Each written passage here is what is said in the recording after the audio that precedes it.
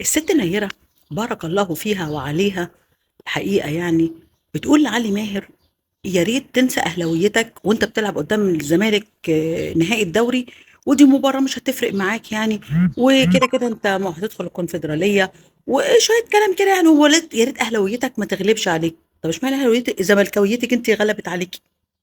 بجانب يعني إيه الكلام ده؟ إيه الكلام ده؟ يعني إيه أهلاويتك ما تغلبش عليك؟ ويعني إيه ده ماتش مش مهم ليكم؟ وإيه يعني لو يعني ما معناه إنكم تسيبوا الماتش؟ وده عمرو أديب قال، وكل الزملكاويه بيطلعوا يقولوا نفس الكلام. أنتوا مش مكسوفين؟ إيه البجاحة دي؟ أنتوا طالعين تطلبوا من حد يسيب الماتش علشان الزمالك ياخد الدوري، وزعلانين يقولوا أصل أبو العينين رئيس نادي سيراميكا عمل مكافأة للاعبين لو فازوا في الماتش ده.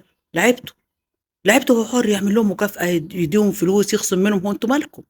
انتوا مالكم؟ ومع ذلك سيبكم من كل ده. اه كل ده هنعديه، هو الزملكاويه كلهم بيقولوا نفس الكلام، هنعديه. ايه 70 مليون زملكاوي دول؟ جبتيهم منين يا حاجة نير؟ 70 مليون زملكاوي؟ مصر فيها 70 مليون زملكاوي؟ ما شاء الله عليكي. لا ده انت في الحساب هايله. ده انت هايله فعلا. بقول لك ايه، تفرغي بس انت الالعاب الصالات، وانت ما شاء الله منوره ووشك زي الفل عليهم، على الزمالك الحقيقه من يوم ما بتحضري ماتشاتهم. فانا كملي كلامي، كملي في العاب الصالات.